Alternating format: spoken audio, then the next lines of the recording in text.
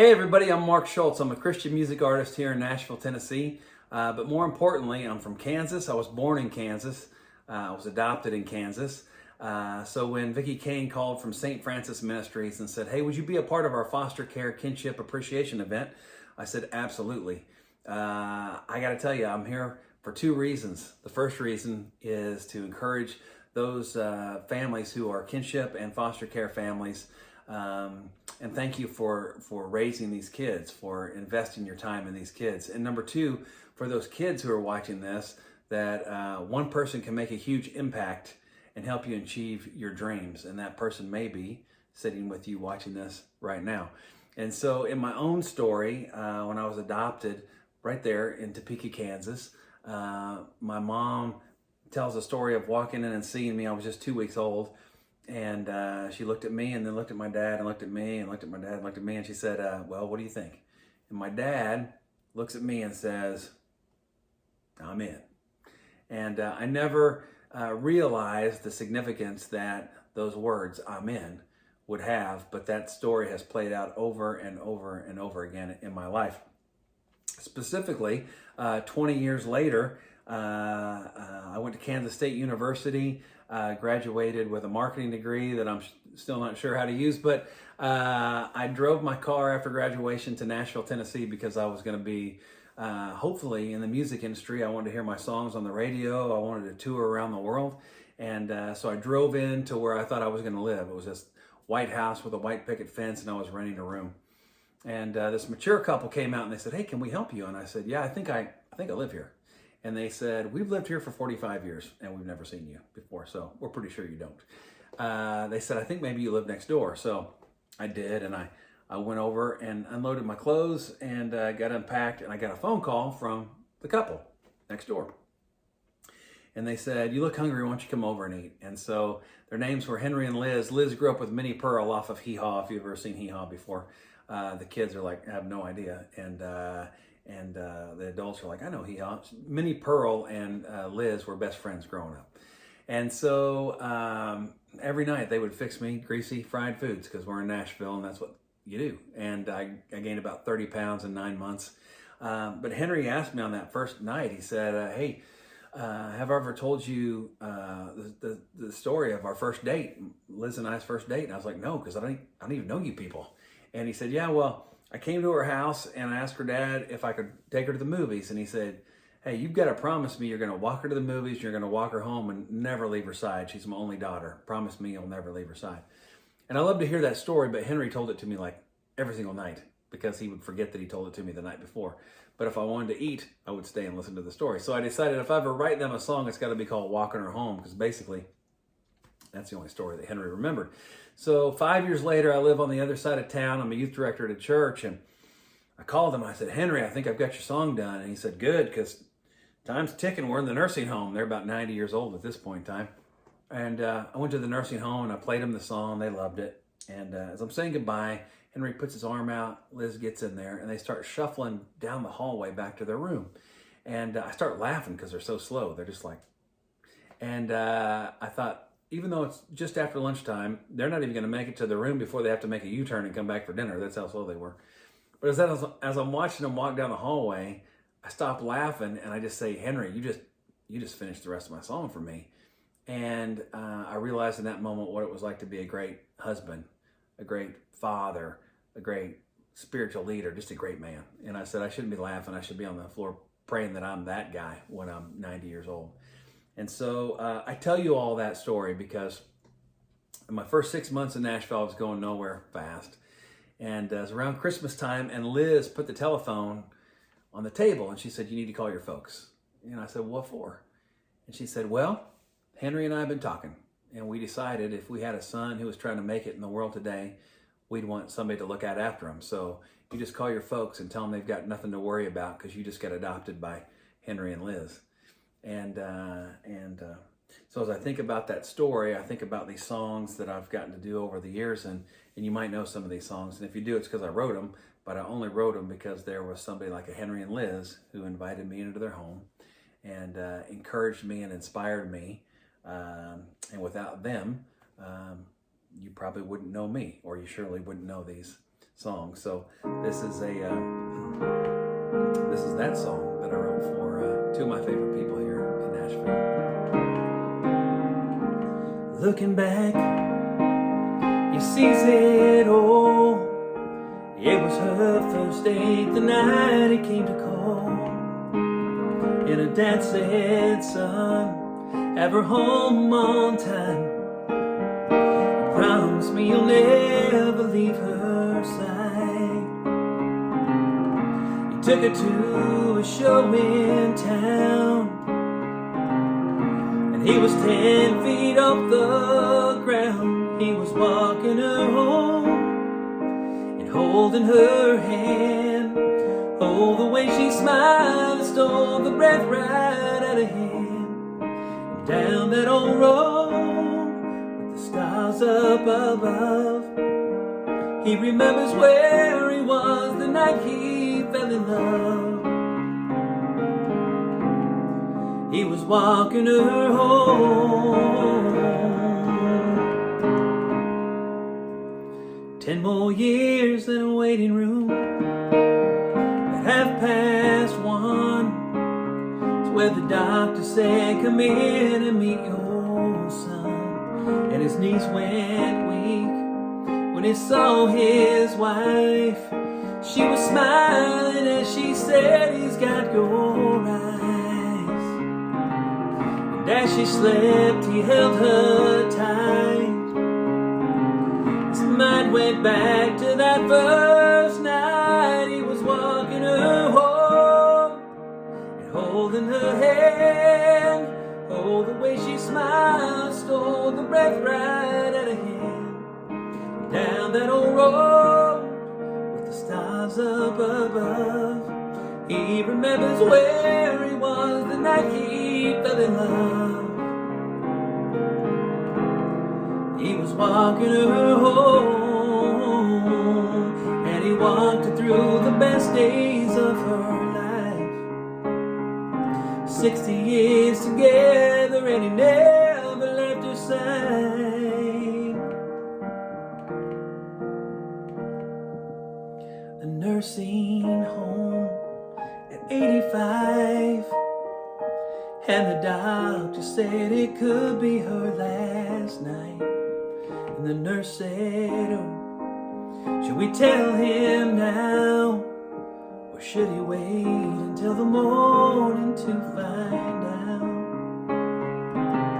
But when they checked her room that night, he was laying by her side. He was walking her home and holding her hand.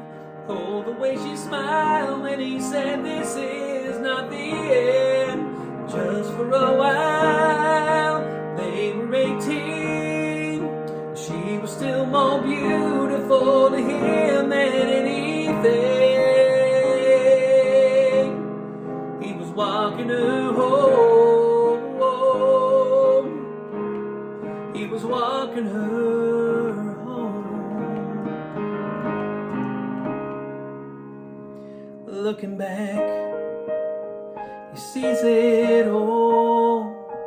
It was her first date the night he came to call.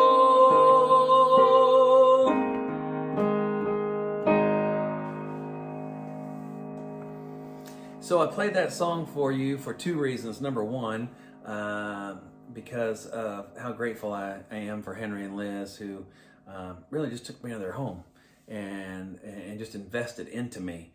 And in their way, that was their way of saying, we're in. And same as my mom and dad. And the thing that I appreciate so much about my mom and dad, and then Henry and Liz, and I didn't realize it either one of them at the time, but the thing they didn't do is when my parents came to adopt me, and they're in Kansas, they didn't stop at the door and say, now, before we adopt him, what do you think his GPA is going to be? And is he going to play professional baseball or professional football? Professional football, because if he is, we want to adopt him because then, that looks really good for us. They didn't do that. They just said, we're in.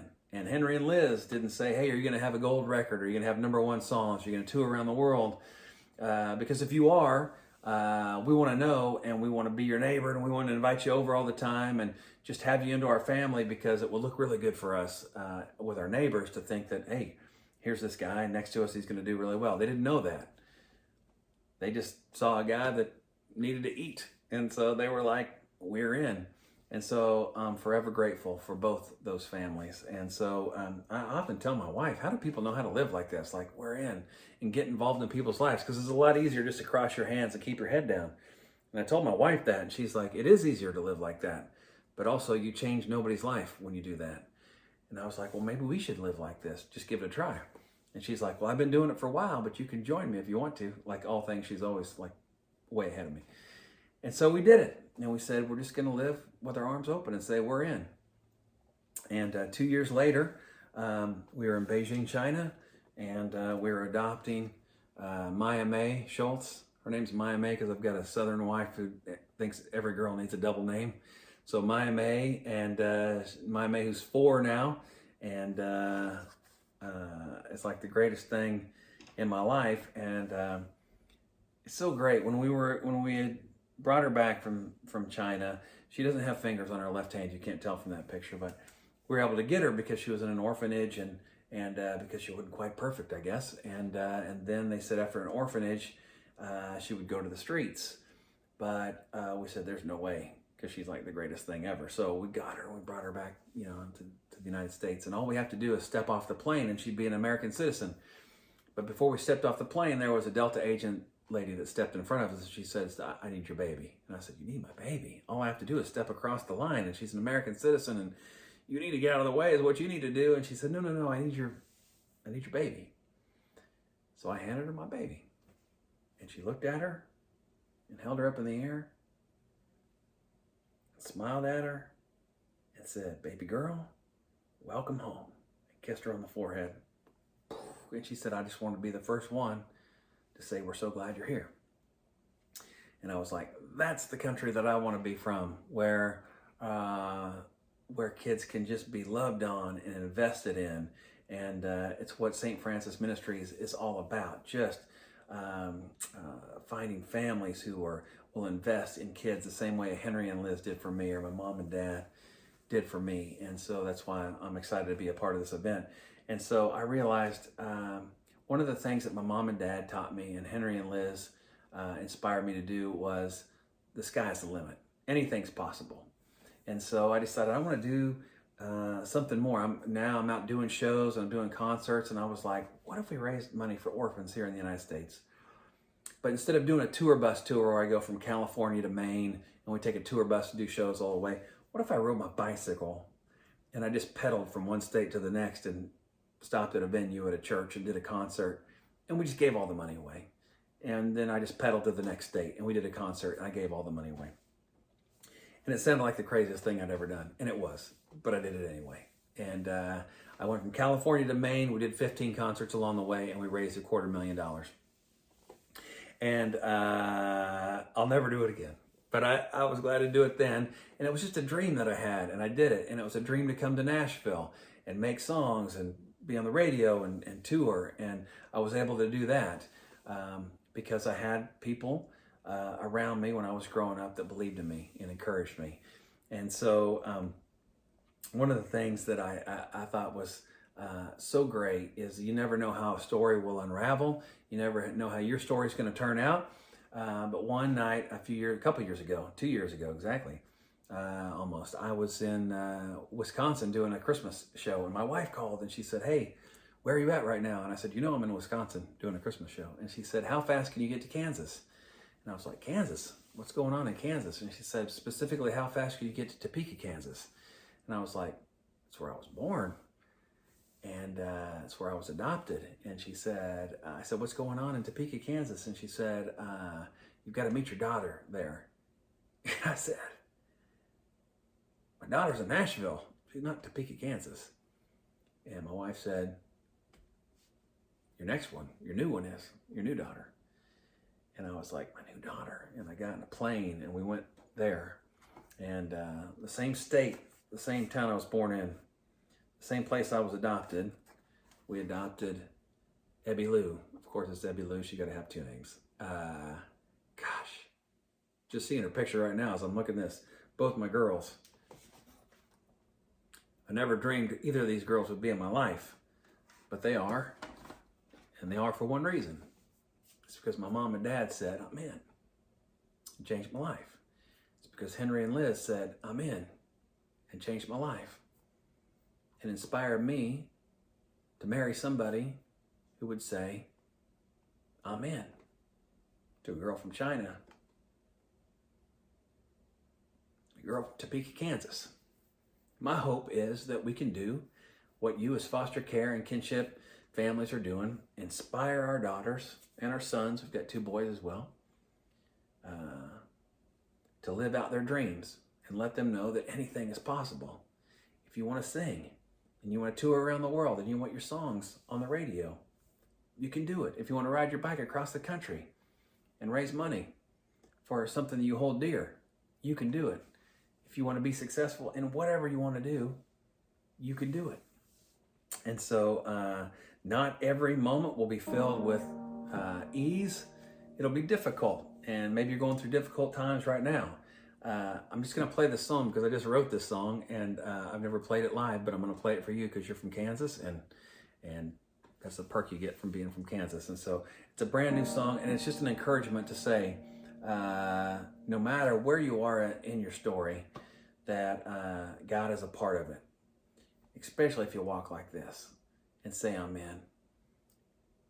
Amazing things can happen. And even when you think you've come to the end of your story and you're like, oh, I'm at a dead end, that's where God does his best work. And it's where he's done his best work in my life.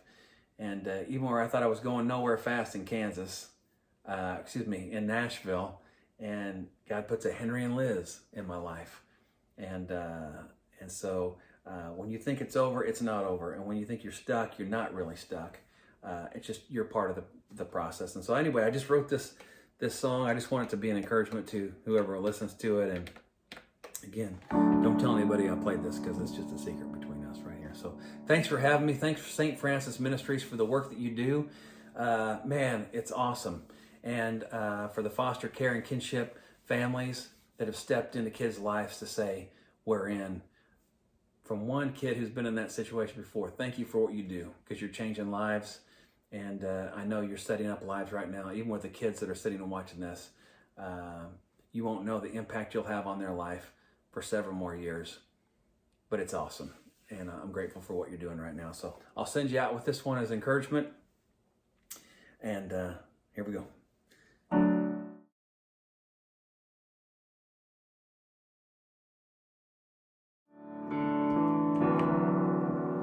God bless y'all. Thanks to the families who are saying I'm in, and to the kids who are watching. Anything is possible. God bless.